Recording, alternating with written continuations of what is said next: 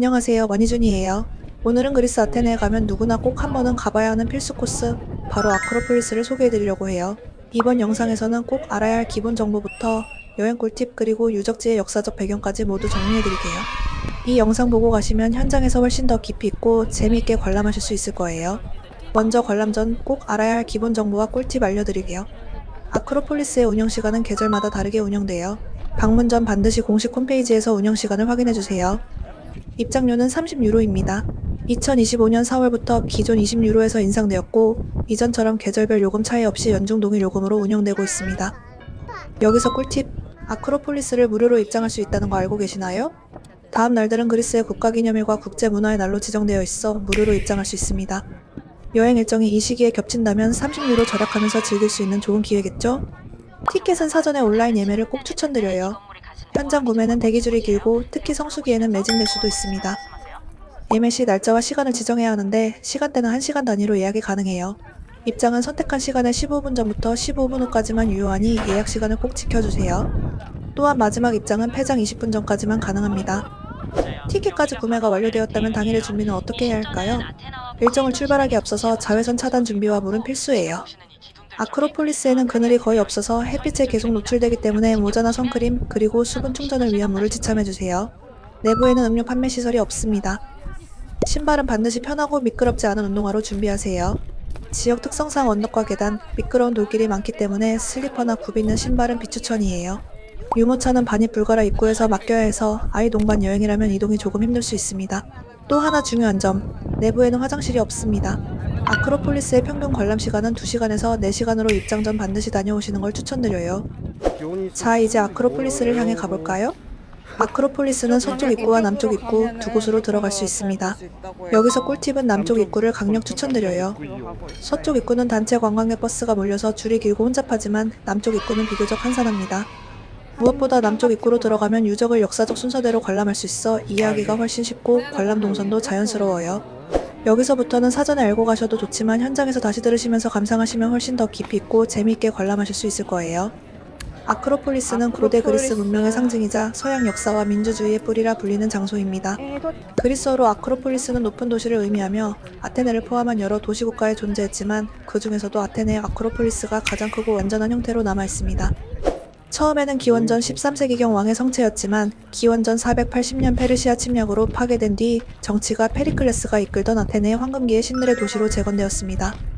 이 시기에 세워진 파르테논 신전, 프로필라이아, 아테나 니케 신전, 그리고 에렉테이오는 고대 그리스의 예술, 철학, 민주주의의 상징이 되었습니다.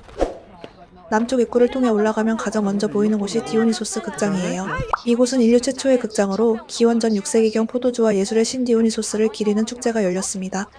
사람들이 포도주를 마시며 신을 찬양하던 의식에서 한 사람이 대사를 하며 이야기를 표현하기 시작하면서 연극과 드라마가 탄생했습니다. 초기에는 나무로 된 임시 무대였지만 기원전 4세기경 정치가 리쿠르고스가 지금처럼 대리석으로 된 반원형 극장을 만들었습니다. 이곳은 약 17,000명이 동시에 공연을 관람할 수 있었고 맨 앞줄에는 귀족과 제사장을 위한 특별석이 마련되어 있어요. 그중 중앙 좌석에는 디오니소스의 제사장이라고 새겨져 있습니다. 소포클레스, 에우리피데스, 아리스토파네스 등 고대 그리스 3대 작가의 작품이 실제로 공연된 무대이기도 합니다. 무대와 관객석, 음향 구조가 모두 수학적으로 설계되어 있어서 지금도 작은 목소리조차 맨 윗좌석까지 선명하게 들린다고 해요. 다음은 아스클레피오스 성소입니다. 이곳은 고대 그리스의 치유의 신 아스클레피오스를 모신 신전으로 기원전 420년 전염병이 아테네를 덮쳤을 때 세워졌습니다. 이 성소는 단순한 종교시설이 아니라 고대 병원의 역할을 했는데요. 당시 사람들은 병이 들면 이곳에 와서 제사를 지내고 엔코이미시스라 불리는 신성한 잠의 의식을 치렀습니다. 성소 안에서 잠을 자면 꿈속에 아스클레피오스가 나타나 병을 치료하거나 치유 방법을 알려준다고 믿었습니다. 아크로폴리스 남쪽 언덕을 오르다 보면 웅장한 반원형의 대리석 극장이 눈에 들어옵니다. 바로 오데온이에요. 고대 그리스와 로마 시대의 예술과 건축이 완벽하게 어우러진 장소입니다. 이곳은 로마 시대인 서기 161년 아테네 출신의 부유한 정치가이자 철학자였던 헤로데스 아티쿠스가 세상을 떠난 아내를 기리기 위해 건설했습니다. 오데온은 원래 지붕이 덮인 실내 극장으로 설계되었으며 당시 최고급 삼나무 목재로 천장을 덮었다고 전해집니다.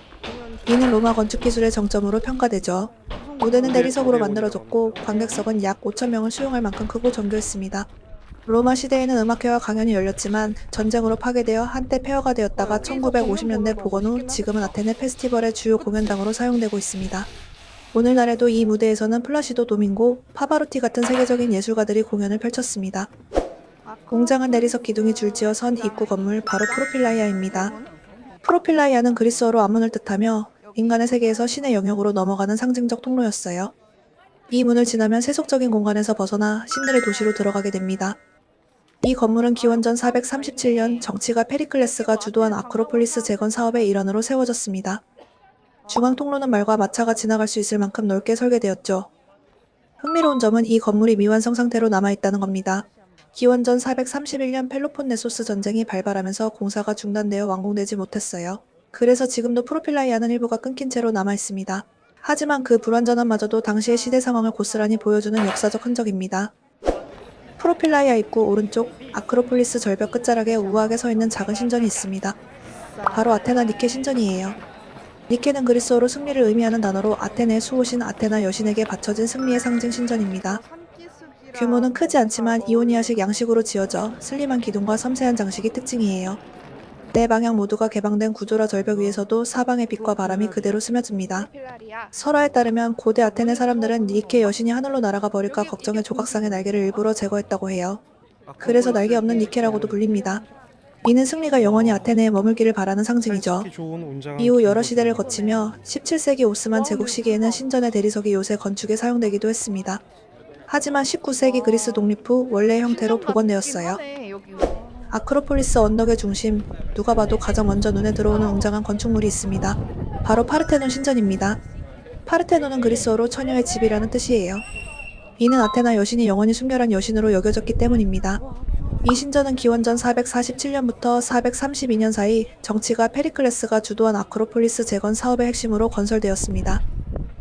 건축가 이크티노스와 칼리크라테스 그리고 조각가 페이디아스가 설계와 예술 구성을 담당했습니다. 모든 설계와 장식에는 수학적 비례와 황금비가 적용되어 지금까지도 완벽한 건축미의 상징으로 평가받습니다. 파르테논 신전은 도리아식 양식의 정수를 보여주는 대표적인 건축물입니다. 겉으로 보면 단순한 직선과 대칭의 건물처럼 보이지만 사실 그 안에는 수많은 착시 보정과 수학적 비율이 숨어 있습니다. 우선 신전의 기둥을 보면 완전히 직선처럼 보이죠. 하지만 실제로는 중앙 부분이 살짝 볼록한 형태, 즉 엔타시스 구조로 설계되어 있습니다. 이건 사람이 아래에서 위로 건물을 바라볼 때 기둥이 오히려 안쪽으로 휘어 보이는 착시 현상을 보정하기 위한 기술이에요. 그래서 육안으로 보면 완벽하게 고든 기둥처럼 느껴지지만 실제로는 미세한 곡선을 통해 시각적으로 안정감과 힘의 균형을 만들어냅니다. 또 하나 놀라운 점은 바닥면의 설계입니다. 겉보기에는 평평한 내리석 바닥처럼 보이지만 실제로는 중앙이 약 6-7cm 정도 살짝 볼록하게 솟아 있습니다. 이 미세한 곡면 덕분에 비가 와도 물이 고이지 않고 멀리서 바라볼 때 신전이 일자로 보여 균형 잡혀 보이죠. 게다가 내 모서리의 기둥은 약간 안쪽으로 기울어져 있습니다. 이것도 역시 시각적 착시를 보정하기 위한 의도예요. 이 작은 기울기들이 모여 건물 전체가 위로 갈수록 응집되고 단단해 보이도록 설계되었습니다. 이 모든 정밀한 조정은 당시의 기술로는 상상하기 어려운 수준이었어요. 대리석 한 조각 한 조각의 각도를 수학적으로 계산해서 맞추고 그 틈새를 손으로 갈아 정렬했다고 전해집니다. 신전 내부에는 당시 아테네 사람들이 가장 자랑스럽게 여겼던 조각상이 있었습니다. 바로 아테나 파르테노스 상이에요. 조각가 페이디아스가 만든 이 조각은 높이 약 12m, 금과 상아로 제작된 여신상으로 한 손에는 승리의 여신 니케를 들고 다른 손에는 방패를 쥐고 있었습니다. 이 모습은 아테네의 지혜와 승리를 상징했습니다. 하지만 파르테논 신전의 역사는 영광만큼이나 굴곡도 많았습니다.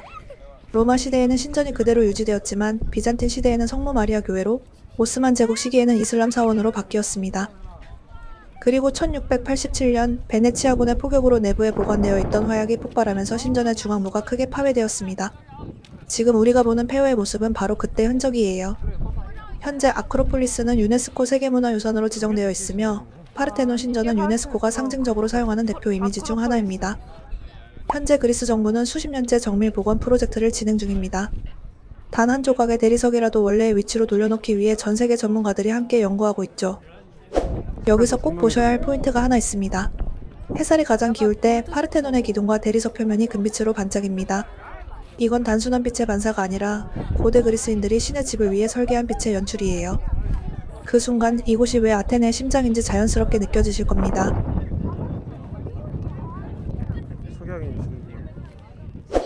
파르테논 신전의 북쪽에는 조용하지만 독특한 건물 에렉테이온이 있습니다. 이곳은 아크로폴리스에서 가장 신성하고 신화적인 장소로 기원전 421년에서 406년 사이 페리클레스 사후에 아테네가 전쟁으로 혼란에 빠져 있던 시기에 건설되었습니다. 이 신전은 아테나, 포세이돈, 에렉테우스 왕을 함께 모신 복합성소로 전설에 따르면 한때 바다의 신 포세이돈과 지혜의 여신 아테나가 누가 이 도시의 수호신이 될 것인가를 두고 경쟁했다고 합니다. 포세이돈은 자신의 삼지창으로 땅을 쳐서 소금기가 있는 바다샘을 만들어냈고 아테나는 올리브나무 한 그루를 선물했습니다. 사람들은 올리브나무 한 그루를 선물했고 그때부터 도시의 이름은 아테네가 되었다고 해요. 그 신화의 장소가 바로 이 에렉테이온이 세워진 자리입니다.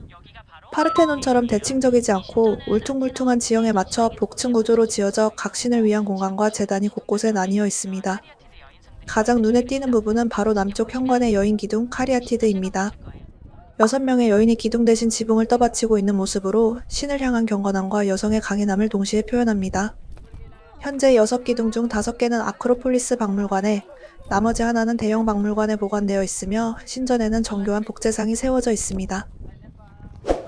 아크로폴리스 서쪽 파르테논 신전이 한눈에 보이는 바위 언덕이 있습니다. 바로 아레오파고스 언덕이에요. 아테네를 내려다보는 이 언덕은 고대에는 신과 인간의 재판이 열리던 장소로 유명했습니다.